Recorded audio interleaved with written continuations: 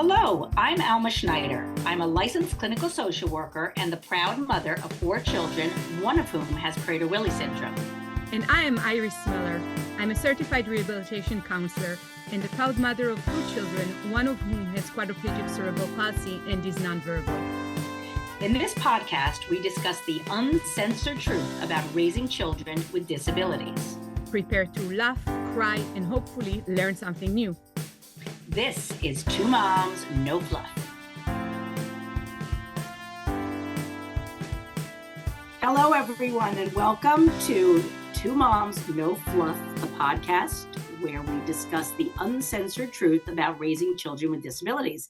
Thank you so much to our veteran listeners. And if this is your first time, welcome.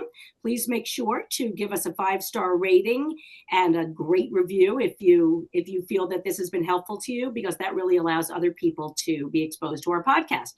So I am here with my lovely partner, Iris Miller, and she's going to tell you what we have going on today. Hello, Alma. I'm so happy to be here with you again. And today we also have a special guest.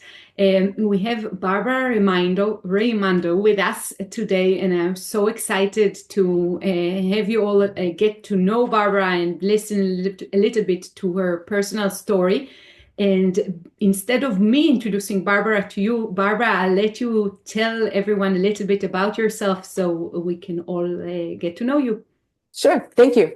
It's great to be here. Thank you for inviting me. I'm really honored, and I really appreciate all the parents who are listening to the podcast, because you're looking for information on the best way to raise your child. And this is a great source, and, kudos to you for being out there and looking for what's best for your child.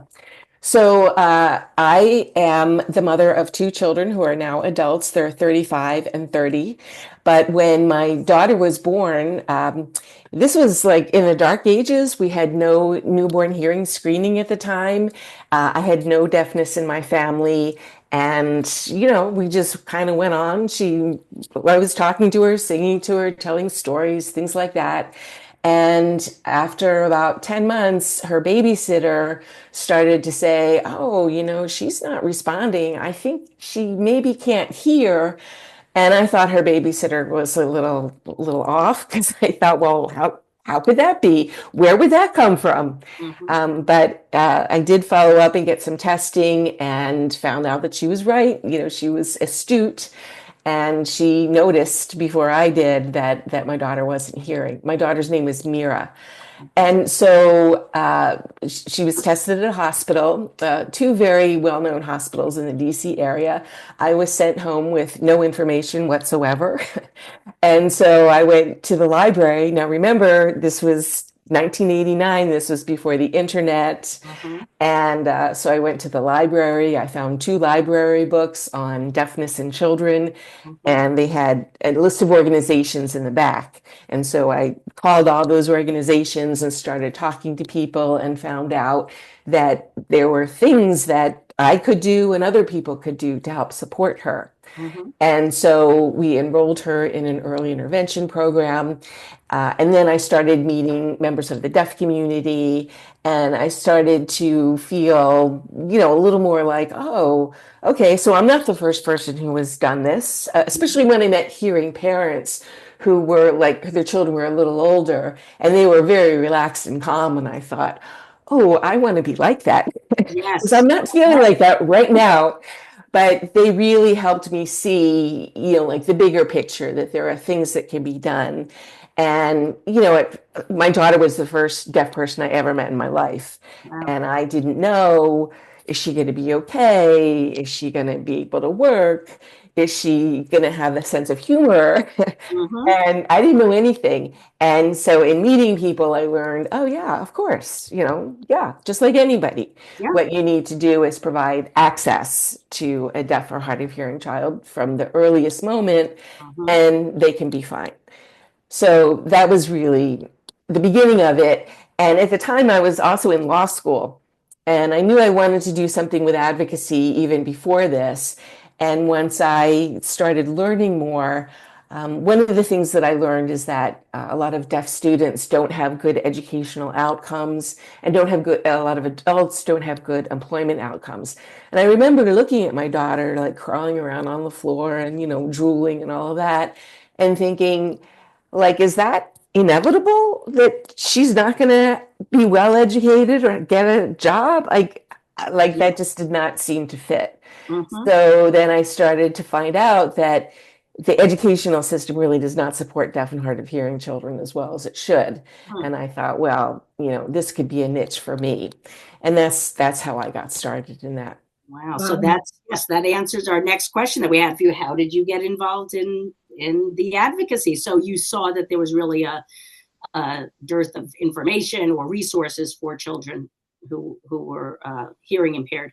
So you took that upon yourself to start advocating. So what are some of the things that you have done as an advocate for the hearing impaired community? So my work mostly focused at the federal level because I'm based in Washington, D.C. And I just connected with organizations that were advocacy organizations. The American Society for Deaf Children is the very first one I got involved with. That's a parent group. I was also involved with the National Association of the Deaf. And there are several deaf and hard of hearing coalitions in the DC area that I got involved in. And I started to go to meetings up on Capitol Hill. Like I read the law and thought, well, where are the deficiencies or how is it interpreted in ways that are not, conducive to better outcomes for deaf children? And so I worked at the federal level with other, advocates to try to improve things and change things. And like we got some policy guidance from the Department of Education. We ended up getting some language in the special education law, the Individuals with Disabilities Education Act, that focuses on the language and communication access for deaf and hard of hearing students. And, other things like that. And we really advocacy is a really interesting thing. I always think of it as you just throw it against the wall and see what sticks. Because so many people feel like, oh, well, that policymaker has already made up his mind. There's nothing I can do to change his mind. And that's not true. And even if you show up and say, this is important to me, and here's a problem, and here's how you can solve it. And that's another piece of the advocacy too, trying to come up with solutions. Because when you go to a policymaker, 9 times out of 10, they really don't know your issue. Right. And they may, if you're lucky, they have a broad understanding of the issue, but they probably don't know your particular issue. So you have a job and you're well qualified if you're a parent of a child with a disability to educate that person and come up with solutions. And don't say, well, it's his job or her job as the policymaker. They don't know. And they really welcome those solutions. And when you meet with people like on the Hill, and you spell out what these problems are, the very next question they ask is, well, what can we do about that? What can be done? And so you should really be ready with a solution. And it's human nature. It's easy, it's easier if somebody's handing you the solutions, then they don't have to take the time to research and get their people on it. And that goes for any kind of advocacy, not just complaining about lack of resources, but this is what you can do to change things. So exactly. Barbara, it's kind of funny to me almost how matter of factly you introduced the fact that you've done advocacy in a federal level. It's such an admirable thing, and I am so proud to have you today on the podcast, because doing advocacy on such level is not an easy thing. I can tell you from my work on a state level that I really salute you for what you have done for the deaf and hard of hearing community through your work. And I wanted to also ask you if you can tell our audience a little bit about how is deafness different than other disabilities, and how did you experience that in your work, in your personal family life as well? Right. So deafness is about access. Although I will say a lot of deaf children do have other disabilities. So you can't just look at the deaf part of things. You have to look at, what else is going on as well. But from the deaf side of things, if the child has access and fluent language models, then they're going to be better off. Deafness is not itself a cognitive problem. And I always thought of it as very similar to being blind. And the same thing, applies to children who are blind, that if they have access to literacy and information and communication, they can do very well. And so very often I would partner with members of the blindness community to do advocacy. We had a bill in Congress for a while that would improve services for deaf and hard of hearing and blind and deaf-blind students. That bill kind of lingered for a lot of years.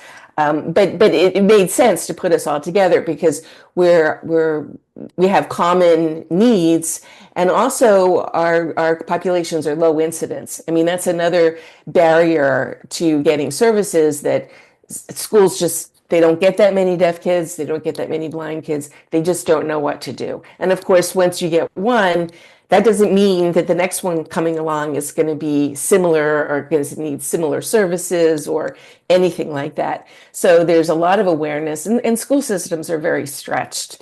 So you can see why these problems occur, but at the same time, we have to push and make sure that they're responsive and accountable for our children as well. Yeah, and you're really speaking my language, having a child with a rare syndrome. When the school systems and communities at large don't deal with one kind of an issue, then they're not well versed in it. So it's really, unfortunately, it's our plight, but it's also empowering to educate others about these issues, so that for the next person, it's going to be easier. I'm wondering, what would you tell a parent of a newly diagnosed child with deafness or hearing impairment? Well, I would say, number one, there's so much more awareness and so much more information available than there has been in the past.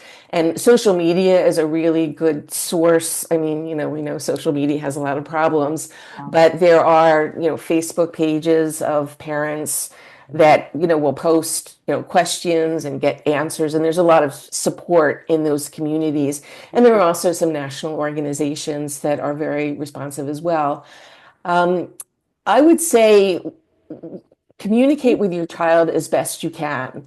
And a lot of families are going to choose sign language. Some families choose spoken language.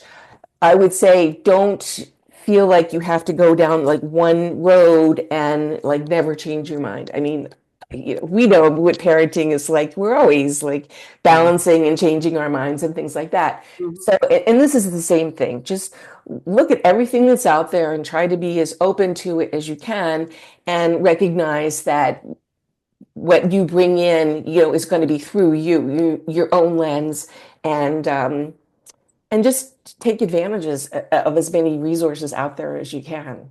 Okay, great. It sounds like it's a very different prognosis than it was decades ago. I mean, I will say there's still a lot of places where the services are not adequate. I mean, we're not done, but there is a lot out there, and just try to make avail yourself to as much as possible.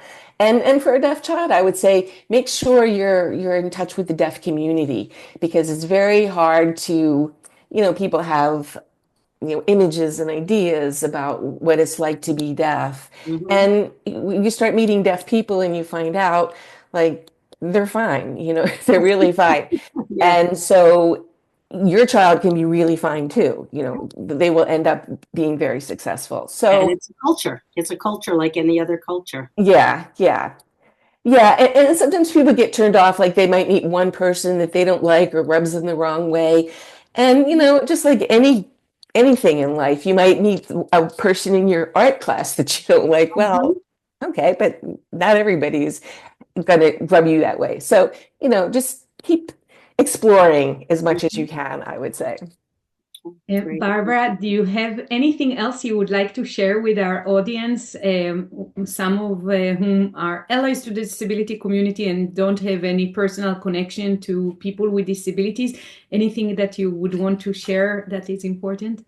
I would say, read what you can or watch videos, learn some sign language, because what I've seen is that the deaf community is very appreciative when you make the effort to learn to sign. And also, even if you can't sign, like, for example, if you start to talk to somebody and they indicate that they're deaf, very often what happens with a hearing person is, okay, well, they'll just walk away. But if you say, oh, how can I communicate, and take out your phone, tap out your message, whatever it is. Don't just walk away because there's, a communication difference there, but, be vulnerable enough to say, wait a minute, I'm going to see what I can do to make this work. Because very often it's the deaf person who's doing all the work to try to communicate.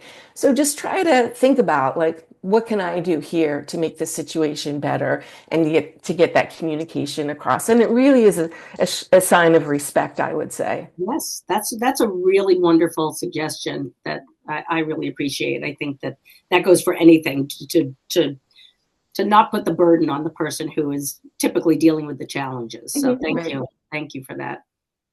Barbara, thank you so much for taking the time to speak to us and to share your message with our audience.